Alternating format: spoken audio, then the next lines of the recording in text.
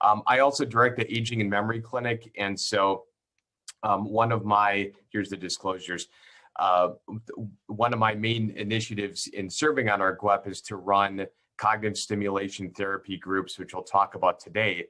And just in the world of psychosocial treatments and interventions for dementia, I actually fell into this by accident in grad school, observing a few caregiver groups, and was kind of introduced into the world of group therapies from a few mentors there. And then through my pre-doctoral work and first year at SLU, did some focus groups and was able to really to become immersed in this world. And for me, training and being able to see and testing what really works is super important for non-pharmacological approaches that really work here. So, so the objectives for this session for the next hour or so, we're going to consider some key psychosocial approaches for dementia, just a little bit of background, and then we'll get into how CST was designed and evaluated, just give a little bit of background and just some of the intro techniques.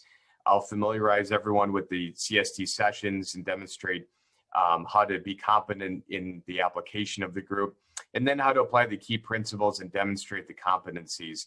There's a lot of key principles, and the protocol loosely is based around an agenda, so we'll talk about that. But definitely for more follow-up and training, I'll give you some resources at the end, because it'll be tough to fit all of this into just 1 hour.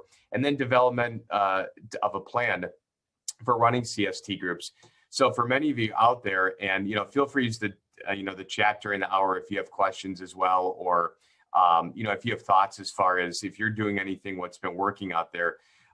We really have to hit a huge need out there for group interventions, especially in the virtual world, trying to reach everyone on Zoom, Teams, other modes that come into play with psychosocial training. So, so as far as when we look at the biopsychosocial model of dementia, I like to think of it in this terms because, really we're not looking from a biomedical perspective. When I teach medical students, our medical family therapy students, other mental health clinicians, we always look from the body cellular level down and really, see what are the mechanisms around medications, other neurological treatments.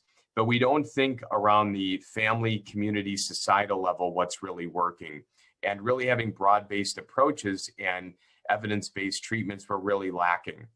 And I'll mention that the UK has really embraced CST and other psychosocial groups as almost prescriptions for social interventions. So again, we have to make sure that we integrate a lot of these factors, not only when we're looking at dementia treatments, but also group interventions and where we want to target some of these activities. So a lot of where CST comes out of is reality orientation, and specifically in the use of reminiscence therapy.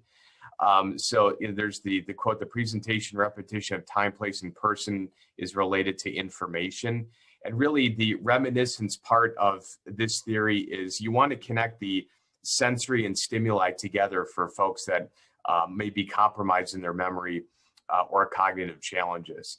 So really in the 1960s, this orientation really came whole, but it really wasn't until the last 20, 25 years where we started to see some evidence-based articles, publications that really come out with some outcome research that this is effective, and even comparison to pharmacological drugs, the Namendas, the Ariceps, the others that were probably shown on the Wheel of Fortune that were presented earlier. The group interventions are very, very effective, and there's a lot stronger data that's even being done out there too. So, as far as the 24-hour interactions, versus groups, tasks of categorizing words, objects, the use of medications versus, groups and reminders and caregiver supports and interventions, we're really starting to see it takes a family intervention to really help a lot of these outcomes, and some evidence base for the effectiveness. But, again, this is rarely used in practice very much. And especially when we're working with other providers and making referrals, there's not much out there. So I mentioned reminiscence therapy. Again, this is the gold standard of really where CST comes from. You can see the pictures on the right. A lot of what we use in CST and in groups for the mental health professionals in the room here, off of like psychodynamic object relations approach. We want to be able to use people's past memories and really reminisce, how it triggers an event, a mood, a reaction, or a feeling within the context of the world. So really this focuses on long-term memory, really the last to deteriorate for someone that's in dementia. So a lot of these catered activities in CST looks at short, but especially long-term. And we really create under reminiscence therapy what are called memory links. So being able to have one detail of driving on Route 66, then I remember the car, then I remember who's in the car, then I remember the states of where we went to. They start to form a narrative based on these links and stimuli that are there. So how did CST come about? The origin and the model of reminiscence therapy is certainly there. It really wasn't until the mid-1990s there was an increased interest in non-pharmacological approaches, largely due to not only referrals that geriatricians and primary care docs really were lacking, but even the effectiveness of reducing a lot of those memory challenges, long-term memory recall and activating events. So there were some promising drug trials, and there were a few that were kind of linked onto psychosocial groups. Bob Woods and Martin Orrell really were the ones 25 years ago plus that really said that Tacrin as an adjunct to psychological therapies, really were serious competitors of just standalone drugs, and we're doing a few clinical trial approaches to really randomize to see if group interventions plus meds are really working. This really led on to then in the early 2000s where we started to see the first line not only of CST studies, but of really psychosocial interactive types of formats that those with mild to moderate dementia were really entering. So in the early 2000s, through a series of systematic reviews, Amy Spector, who's a professor in the UK and London, this was generated out of her dissertation work and early work in her graduate studies, and worked with Bob and Martin on several of these ideas, really combining a lot of these areas here of reality orientation, reminiscence therapy being the key, and then this multi-sensory stimulation of using different senses at once, and validation therapy, being validated for recall, remembering things. It's more of a strength-based intervention. So I'll break down the sessions of what it's involved in, the 14 themed activity sessions designed to run twice a week for 7 weeks. This was the initial controlled trial from Amy in 2003. They screened a total of almost 300 participants. Included in the final trial was 201. And you can see the breakdown in the trial. There's some exclusion criteria, which we'll get to later on. And as Amy mentioned, for folks who do a lot of CST around the world, there's increasing exclusion criteria for CST that takes place year after year. So it's really interesting to see how this really filters down when you're recruiting for participants. And here's just the breakdown. I won't get in the weeds on this too much, but the overall takeaway on MMSE, ADAS COG, and the other quality of life scores, not as much on the Cornell for depression, but we're starting to see that much more in our current studies. There were positive group changes and group mean differences. So there was certainly an effect, and this was really getting on the radar then globally of how we can expand CST in different formats moving forward with CST. Some of the international research that's taken place, we held an international conference, I believe it was 2 summers ago. Time is always in flux before COVID, where we hosted many international researchers, clinicians, the point people in Canada, the UK, Germany, Brazil, many places around the world, Hong Kong, New Zealand, and where they were really able to talk about the different RCTs and research that are going on, and even some of the cultural variations that are taking place too with CST. So you can see all the variations that are taking place with studies and really the outcomes that are taking place. One of the fascinating things about CST is we think it's going to improve memory scores on MoCA, MMSE, the slums, but we're really starting to see with lowering rates of depression, increased motivations for exercise, even family functioning and caregiver well-being, which the data is still early on, but we're finding some early, really positive results on that. It's really quite fascinating how even a group intervention kind of spins off into the other biopsychosocial outcomes of health. So the benefits then of maintenance CST when participants are in a 14-session protocol, they can extend that to a 24-session plus protocol. We've actually had 2 groups in our aging and memory clinic here at SLUD that have lasted almost 3 years. So I'd say probably ballpark, they've been between 75 to 100 sessions. So really, if you're in a CST group and then you're getting them into maintenance, there's much more benefit and effect. Obviously, you're going to want buy-in for people to continue. There's some exhaustion, there's logistical issues caregivers may have to help them on. But really, the improvements of quality of life at 3 months and really 6 months and after. So really, one of the key takeaways here is if you're getting a psychosocial group and able to get participants retained in the group for 6 months plus, you're much more likely than not going to see really good results, not only with dementia, but with health outcomes. We do a lot of family functioning testing. There's some really, really positive data there. And cognition was also higher in the maintenance group. But the difference is not statistically significant, but there was still improvements in cognition over time back in the 2014 study that Oral and others were conducting. Improvements were also seen in the medication plus MCST. So for any of the researchers out there that are looking, the medication adjunct to CST groups is something really, really expanding, but needing a lot more research in there as well too. So the impact of CST, and it's been pretty massive out there. I didn't include on this slide, but there's a new Making a Difference manual. These are the 3 main manuals that you can see here, which strongly encourage you to look on Hawker Publishing, I should say, sorry.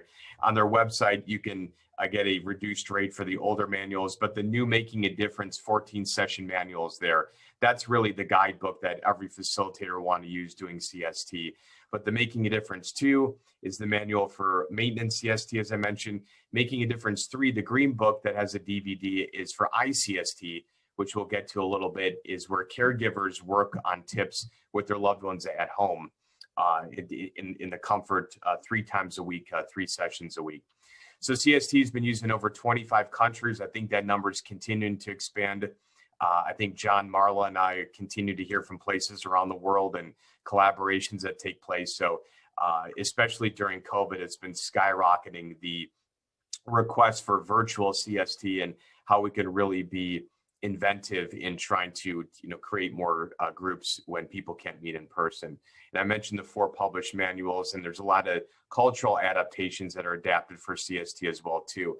This really crosses a lot of the cultural areas for many places around the globe. So who benefits? This is not just a small section or subsample, but kind of within the range of what we've seen in outcomes. The higher the cognitive and brain reserve, people tend to respond better. We'll talk about MMSE or slum scores, what should be in the range. People 80 and over usually have a little bit more benefit. That's not to say that those in their 60s and 70s can't. We've just seen sometimes with decline and lower scores, there's a bigger gap and difference that they can make up in some of those scores. We tend to see this a little bit more improvement in females, although a lot of males still take part in CST, and people on anti-dementia drugs. So again, if you have that as an adjunct to group, we really start to see a lot of positive improvement there too.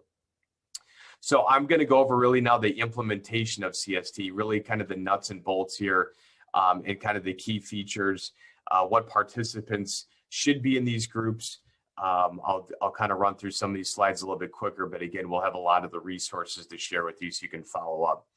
CST follows a 14-session protocol that's twice a week. It meets usually for 1 hour. It can be sometimes a little bit less or a little bit more. It's loosely based on a protocol, which I'll share in a minute, that's out of the manual. Ideally, it should be run between about 5 to 8 people within groups, and very much recommended by 2 group facilitators.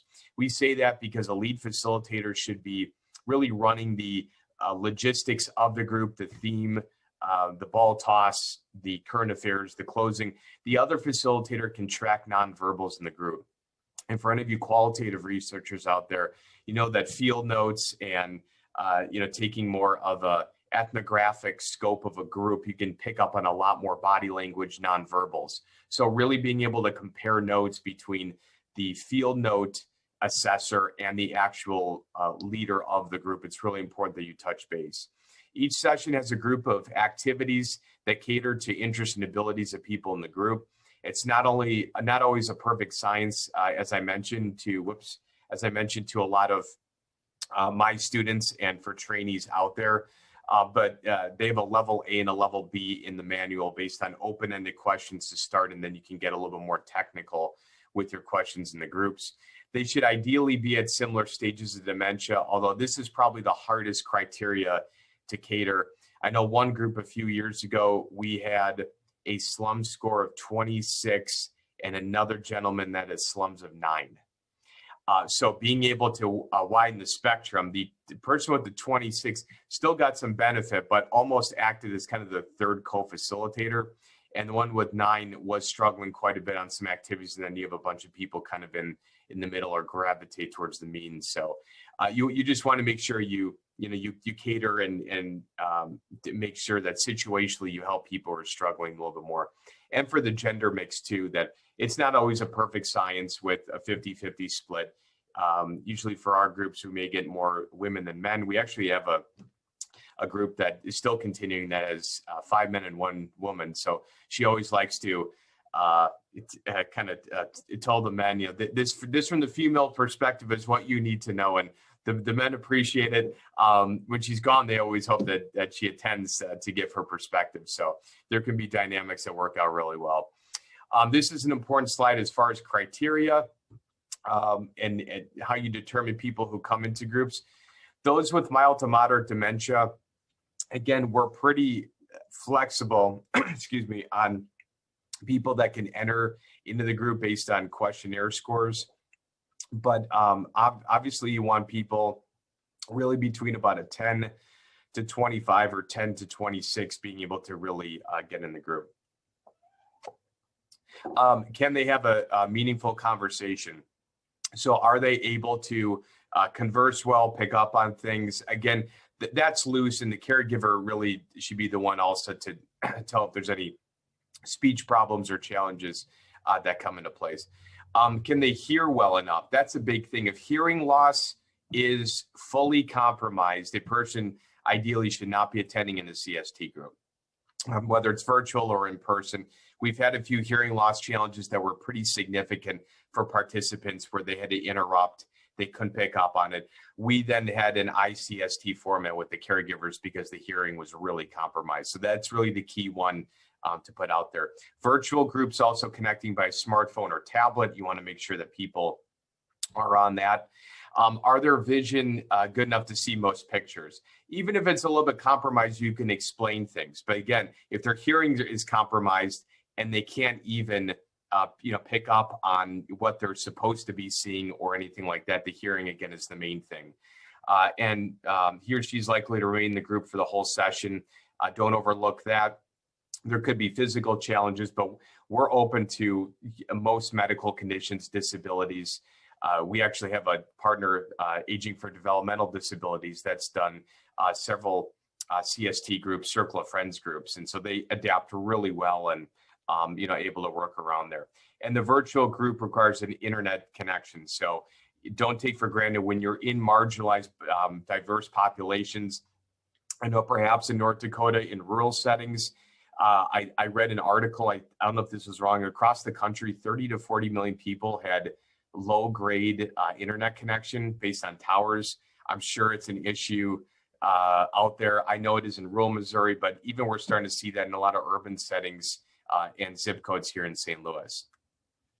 The session structure, as I mentioned, you really loosely follow the protocol here, but this is really what the manual says, how you structure sessions. They did this in the larger randomized control trial and subsequent trials, and it's really worked when you use this routine. Again, reminiscence therapy is not only remembering and recalling, but people are used to that structure in their mind. They're anticipating the next thing that comes up in the group.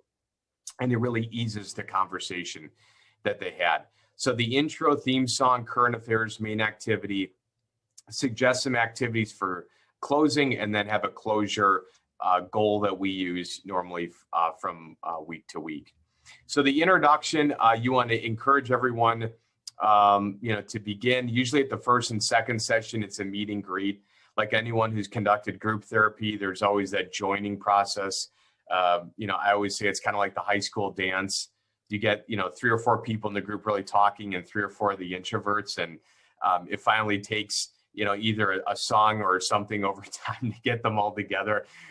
It's a true story, because that analogy is very true. So obviously you want to take it some time for the group to work, but it can be really, really beneficial. Have the group have a name. It's always generated by the groups. We have the memory keepers, the don't forgetters, the mind over matter. Now there was one other funny one I forgot, but if it comes to me, I'll do that. See, I talk about it and then I forget. But it's chosen by the group members and really encourages a sense of camaraderie within the group. We have a beach ball that we order, a few of them in person, but there's a ball toss. If you do this virtually, they can, hold up an object. If they have a pair of sunglasses or something, they can say, I have the floor, and they hold it. It's kind of a fun, interactive way that they can really have the floor. But you want to make sure to set ground rules that enough participants check in. And then there's reference to the day, weather, season. So again, we're getting at more implicit orientation than explicit, where people can really process not only where it's at, but what am I feeling and what's supposed to be happening as we're in June of, the summer months, and, it being the day of the week, and, just orienting them from that standpoint.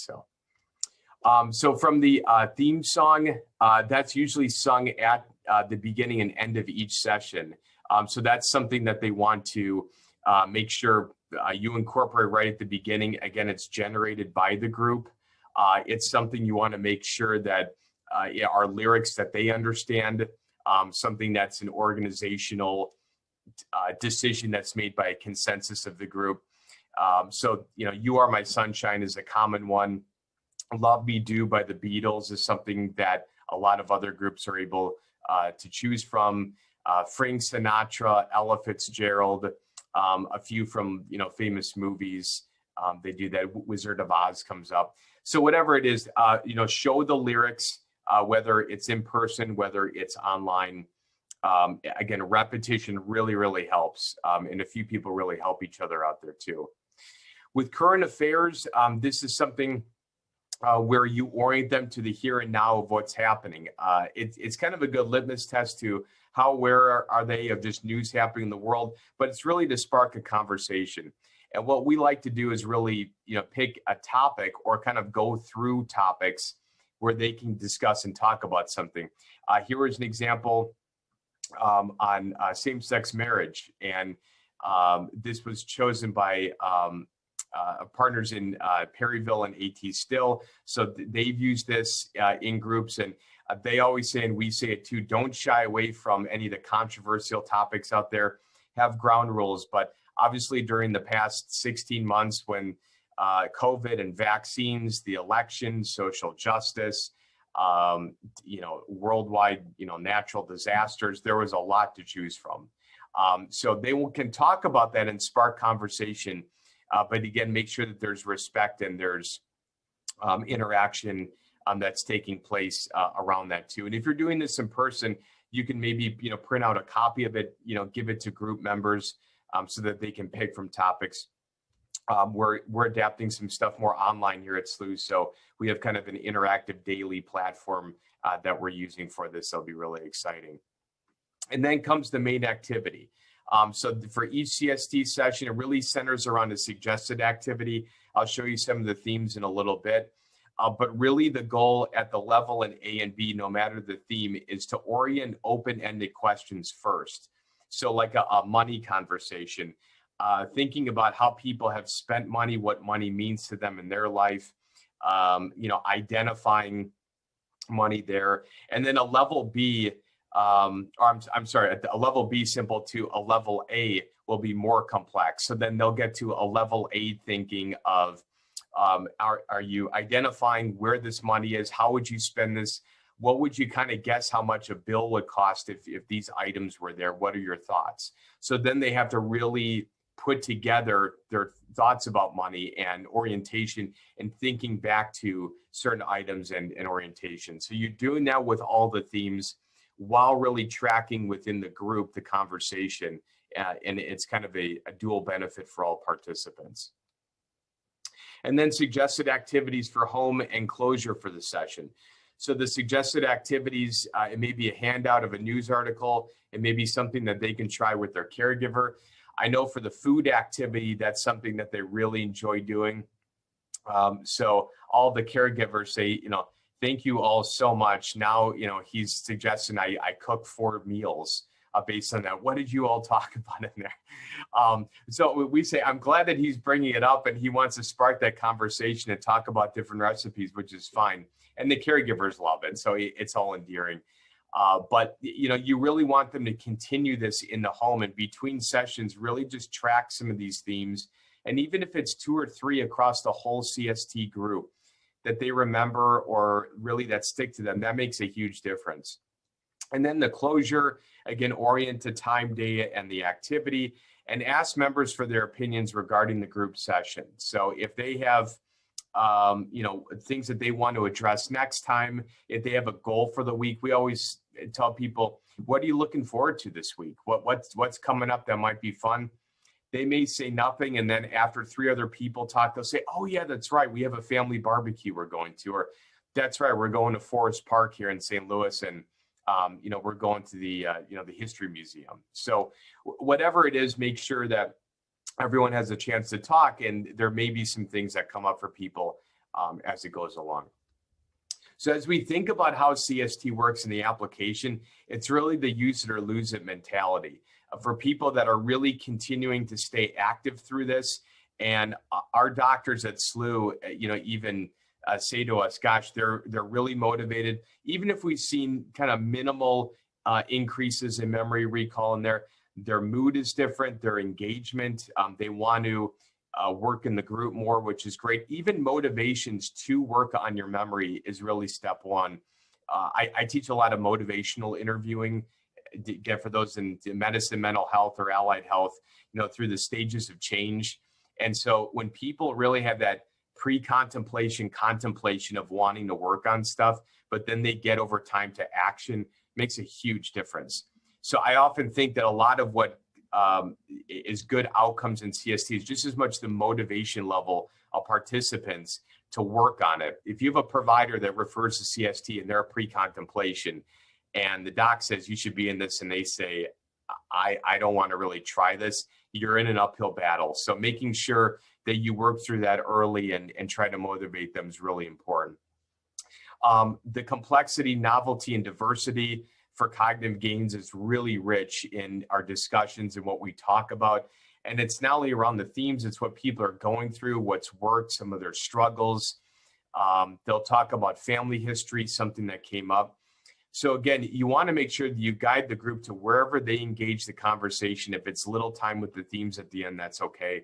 I mentioned the positive reinforcement that comes out of validation therapy. Social environment and stimulation, again, is huge. So it's kind of it's a dual benefit of cognition, and it's a social environment where they're engaging. I probably don't have to preach to all of you on this during COVID. Those that even virtually, and this was their only activity during the week, it was like a lifesaver, not only for them, but for the caregivers. They said, thank goodness you all continued on this and that it was still working. We don't even know what we would have done. And so for that hour or so makes a huge benefit. We also have caregiver process groups that are coincide with CST that made a huge difference. And again, quality of life, we've seen a lot of improvements as well too. A little bit more better functioning at home, ability to walk outside and do whatnot. So I am going to share a brief video. I want to make sure that this works and the volume works here. So let me, I want to make sure that I have on the sound, same as system, that should be working. Okay. Please let me know if the sound's not good. This is a very short clip from Perry County Memorial Hospital, one of our key partners on the GWEP that's been a champion of CST. They have currently, or at least during COVID or pre-COVID, had over 20 CST groups that were going. Several that have gone on at least 3 to 4 years. So it's something that is really beneficial.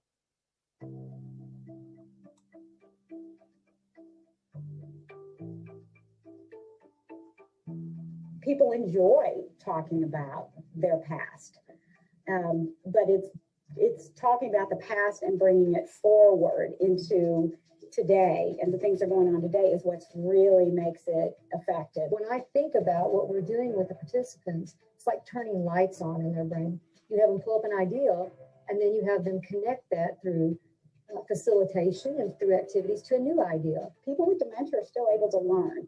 And I think that's what people don't understand, that they think there's this memory loss and they can't learn anymore. But in the right environment, they can still learn. And the more you can turn those lights on, the more the person is there and the more they can use the different parts of their brain to problem solve and to communicate and to understand. And we're an organization that constantly looks into our community for ways to serve them more, and we've always had an emphasis in care for the elderly.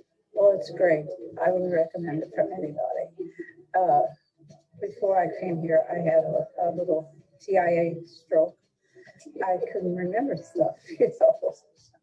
I think that's everybody's job. But all this after I was going to this class, I don't know, maybe 3 or 4 months, my family really noticed that I was back. I could remember most everything, you know. when she got involved with this, she's just like she's come back to life. You know, she's talkative. She wants to be around people, where before she didn't want to do that. It keeps me active. I don't just sit around and wait for something to happen. Well, they're all very friendly, and we all get to know each other. I think it has opened up his life. I really do. I think he's more receptive, and I think he opens up more, probably, to talk to people. And he enjoys this class. He really does. I think CST is really just on the forefront of dementia treatment. We have excellent leadership with Janice Lundy, and I'm so proud to be a part of this program.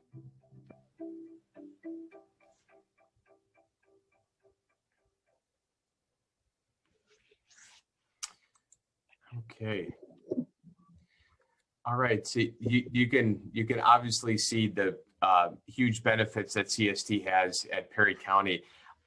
Just real quickly, a bunch of us from SLU years ago traveled down to Perry County to observe a group that was happening, and really for us gained some skills at the time. And I met George in the video, and he said, hey, do you have a piece of paper? And I said, I don't have one on me. Why? He goes, yeah, well, I'm the guy in the video. If you want my autograph, let me know.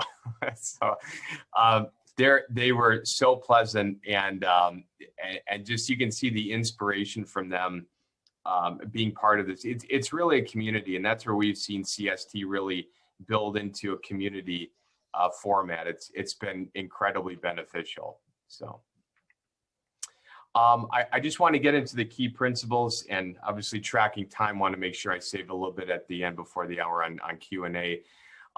These are 18 principles. Obviously, for people who go through the groups, not expected to, memorize all of them. But the top ones here around mental stimulation, new ideas and thoughts, and orientation are really the key things you want to do when you're organizing groups in general. And that's really the goal of this, is to generate these ideas, generate these associations.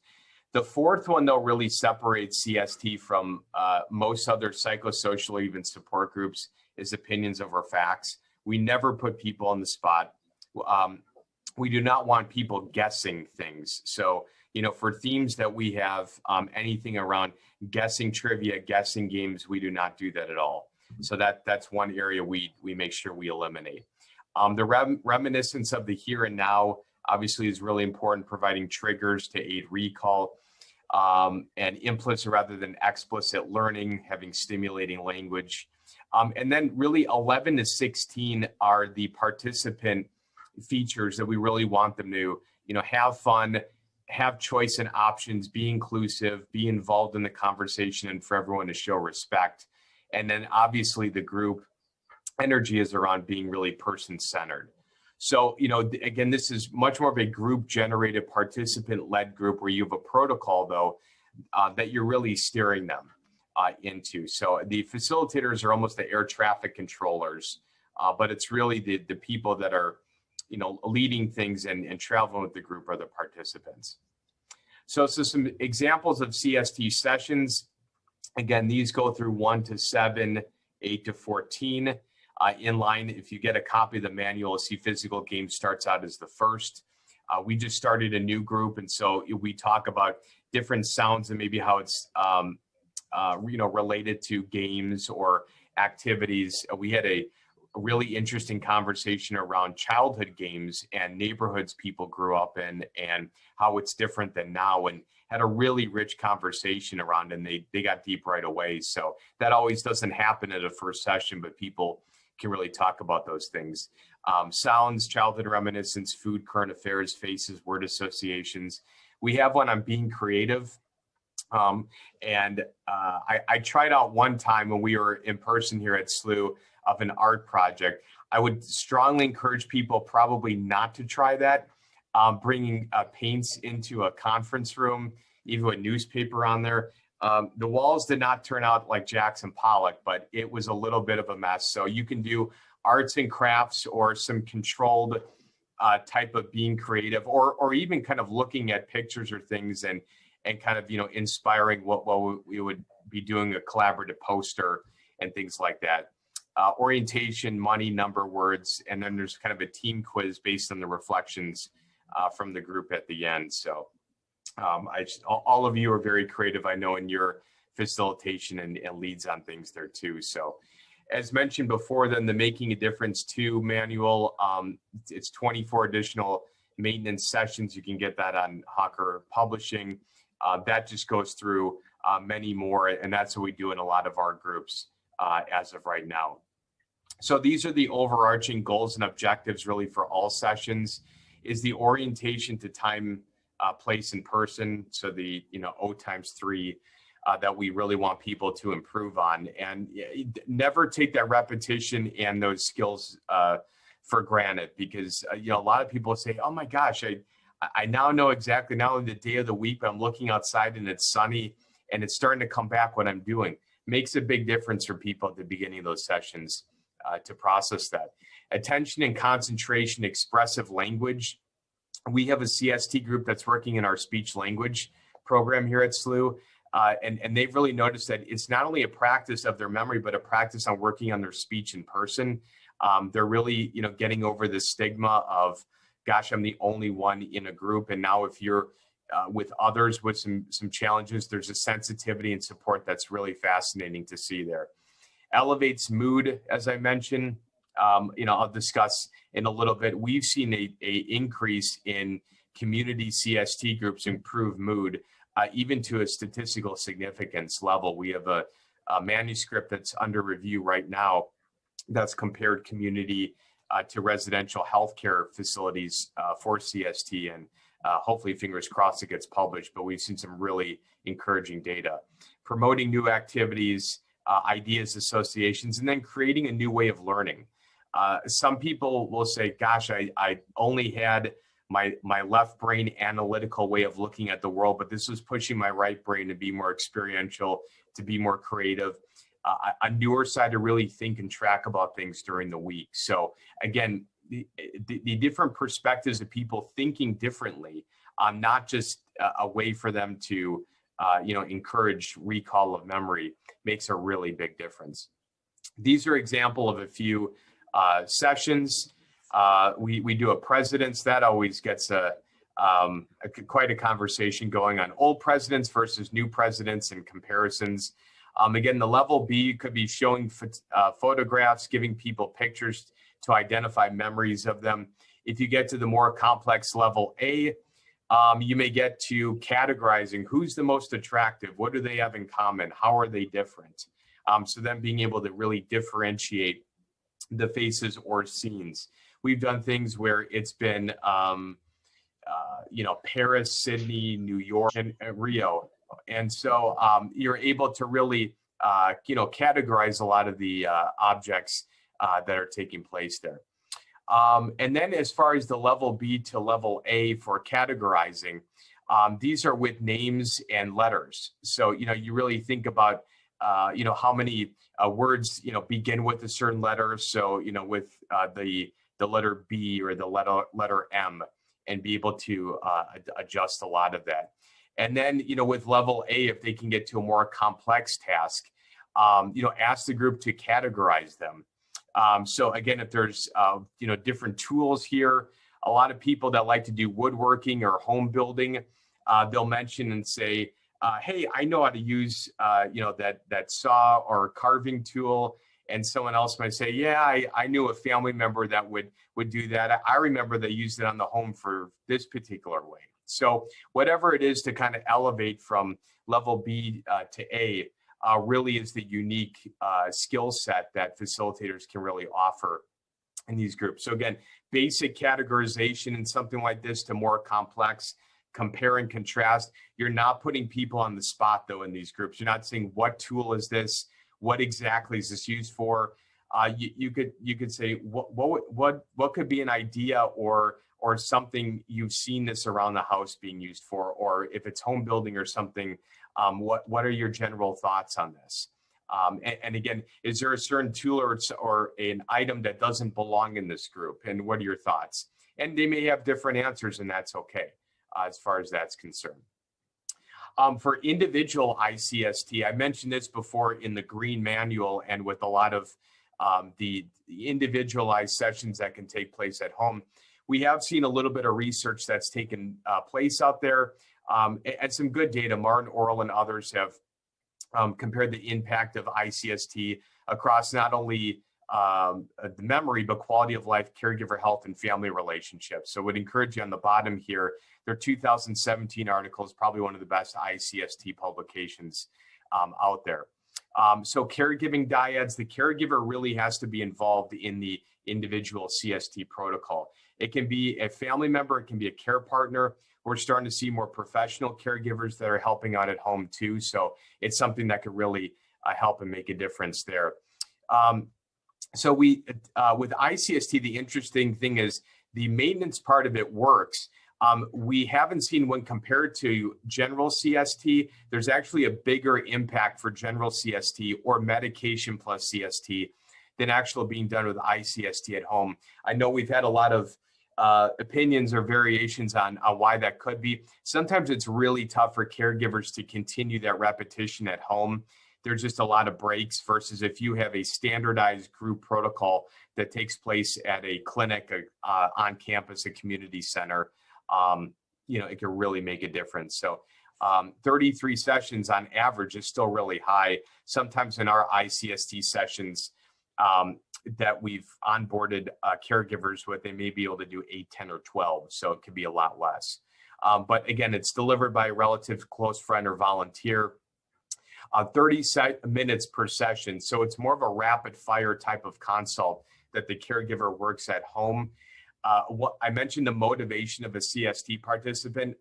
For those that are referring, and if you choose ICST, make sure to assess the motivation of the caregiver. That's one thing we've learned in process groups, and for those that are working with their loved ones through the pandemic, is their motivations to continue this up can sometimes be really low. So make sure you catch them at an entry point where they have the time, they have the flexibility, they really want to engage with their loved one. But we have seen that this has fostered better relationships with the caregiver and their loved one at home, so that a family connection and caregiver well-being also becomes a really good feature there too. I'll finish off just with a little bit of data to show the outcomes based on everything we've done. Run through this real quick. This was data that was collected from SLU, but was collected from a large database, Perry County and others.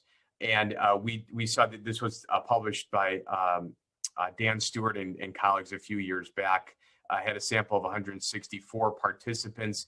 We could see that slums improved, the Cornell scale went down, and quality of life scores also improved pre-post there. So some good differences on all three of the main indicators. The majority, or almost 3/4, were female. Again, age, give or take, is in mid to late 70s. That's pretty common. Race, only 15% non-white. I think if you're working in more community areas and doing more research or even clinical groups of CST, diversity varies considerably based on where you're pulling this from. But we've actually seen in the virtual world that there's been more diversity and variation. This is a fascinating slide. Janice and Debbie from Perry County showed us this from one of our groups. These are two samples of clock drawings pre and post of a CST group. So you can see on the left here are two versions. This is a clock drawing before CST starts. This is after. I mean, this is the nearly perfect symmetry of a clock. The 10 minutes to 11. The short and long hand are in that same vicinity and direction. This is another clock drawing. The numbers aren't even on there. Numerous hands, and you can see they started at the post. To have this in order, at least it's in the right direction. So this is really fascinating as far as the clock being one of the really key indicators of spatial orientation, of really tracking people's perceptions and really executive functioning. How this can make a huge difference. This, as I mentioned, was the article that's under review right now. Hopefully we get published. The main points out here that we compared community versus residential, which was really our healthcare outcomes of CST. This is the first comparison in the country of more community versus healthcare CST outcomes. We saw positive differences, good trends in both. In the community, we saw over a 2-point increase in the mean difference of slum scores, which was statistically significant. We also saw over a 2-point difference in the Cornell depression scores around there. Again, a statistical significance based on our sample. We saw slightly lower differences, but still differences in healthcare. And even though these are lower, the fact that Janice and Debbie and others in healthcare settings found a difference, to me, is phenomenal. Usually that's more of a challenge, and even to maintain a no difference is a positive. To find anything is just remarkable. And then for CST maintenance long-term, this is when I talked about once you really get past 6 months, you start to see some real big improvements, and really the jump up happens. That's the push. You can see on the slums from pre-post and then a 1-year maintenance, big jump. The Cornell still has a good decline in depression. And then the quality of life really maintains. You can see that massive jump in pre-test versus post and maintenance. So again, these are really good examples from AT Still and Perry County, our partners, in just how valuable it is to keep people going in groups really over time. Last slide before I get to the resources, and I'll make sure that we finish up here. So in case people have questions, the benefits of combining exercise with CST. This is a really hot topic. I know for our PT, OT, nursing, they want to find ways to incorporate exercise, movement, and activity. I'm sure many of you in the geriatrics world, you're always encouraging your patients, stay active. That 5-minute walk is better than nothing. Don't only do it in your home. You make sure your home is safe to keep walking in, but even the sit to stand or chair exercises that we do in these groups really are making a big impact. And some are reporting doing this in between sessions. So really as an adjunct, we encourage for those of you who do CST, whether it's an exercise-based, a spiritual-based, a caregiver support-based, any add-ons that you can make to this really make a big difference. And we've even had guest speakers that come in around yoga, stretching, meditation, and they love it. A few said, "Oh, I've never done yoga or meditation before." And then 2 weeks later, they say, "Hey, when's that person coming back? I want to see them." So really make sure you engage them and getting not only group interaction, but the optimal level of independence between sessions is really key. Resources, as I mentioned, this was a lot we packed in 50 minutes or so. The cstdementia.com website is great. I'd say for anyone interested in starting a group or just knowing more of the background, that's really the main thing. The Gateway GEC, which I know Marla, John, and others have brought up and advertised. That's our main website that has a bunch of different tabs that show CST and other areas. The SLU Aging and Memory Clinic that I direct here in our groups has a description of CST groups. We're hoping to put a few kind of mock simulation videos up later on so people can see what it looks like. And then Perry County, I mentioned, if you just Google Perry County Memorial Hospital CST, you'll find the longer video up there too.